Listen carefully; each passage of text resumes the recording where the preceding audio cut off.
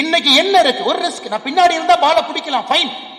ஆனா நான் முன்னாடி போனா மட்டும்தான் என்னால் அந்த எக்ஸ்ட்ரா மைக்ரோ செகண்ட்ல அவுட் பண்ண வைக்க முடியும். இன்னைக்கு இந்தியாவில் இருக்கக்கூடிய அற்புதமான மனிதர்கள், நீங்க மிகப்பெரிய தொழில் நிறுவனம் நடத்தக்கூடிய நீங்க ரிஸ்க் டேக்கிங் எபிலிட்டியை இன்கல்கேட் செய்ய வேண்டிய நேரம். கொஞ்சம் நான் ரிஸ்க் எடுப்பேன், கொஞ்சம் என் ப்ராடக்ட்ல ரிஸ்க் எடுப்பேன். ஒரு ப்ராடக்ட் நானே புதுசா செய்வேன், மார்க்கெட்ல கொண்டு போய் விட்டு பார்ப்பேன். ஹேட்சன் அக்ரோ மாதிரி நியூசிலாந்துக்கு பால் பவுடர் அனுப்பலாமான்னு யோசிப்பேன். நியூசிலாந்துக்கு பால் பவுடர் அனுப்பலாமான்னு யாராச்சும் இந்தியாவில் யோசிப்பாங்களா?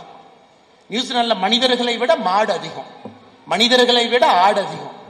World's one of the largest milk producing country New Zealand. நமக்கு ஆபரேஷன் ஃபிளட் இந்தியாவில் இந்த மில்க் ரெவல்யூஷனை கொண்டு வருவதற்கு கொரியன் ஐயா நியூசிலாந்து போய் ஸ்டடி பண்ணி இங்கதான் மாடலே கொண்டு வந்தார். இன்னைக்கு நியூசிலாந்துக்கு பால் பவுடர் அனுப்பும்.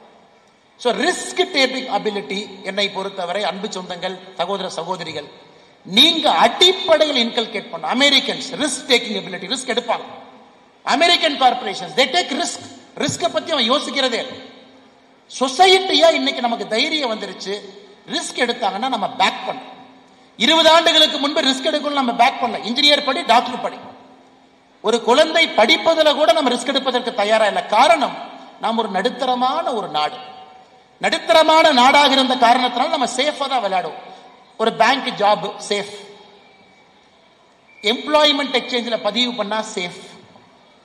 ஒரு பொண்ணும் பையனும் கல்யாணம் பண்ணா கூட ஜாதகம் பார்க்கறது ஃபர்ஸ்ட் லெவல் சேஃப்டி, சொந்தக்காரங்கிட்ட பேசுறது செகண்ட் லெவல் சேஃப்டி, குலதெய்வம் கோயில்ல போய் பூ போட்டு கேட்கறது 3வது லெவல் சேஃப்டி.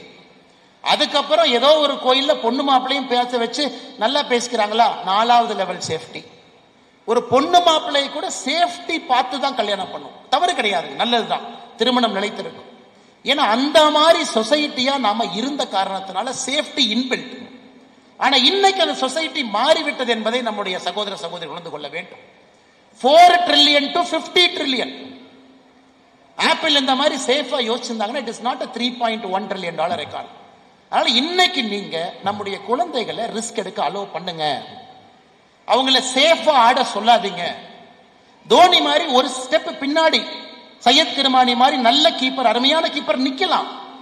ஆனா தோனி முன்னாடி ஒரு ஸ்டெப் ஏன் போறாருன்னா, பால மைக்ரோ செகண்ட் ஏர்லியரா கலெக்ட் பண்றாரு, அதே மைக்ரோ செகண்ட் வேகத்துல ஸ்டம்ப் பண்றாரு. ஆனா தெரியும் தோனி பால விட்டாருன்னா நம்ம தப்பா பேசுவோம். என்ன தோனி பால விட்டுட்டார், ஆனா யாரும் பேச மாட்டோம், அவர் கை முன்னாடி இருந்துச்சு.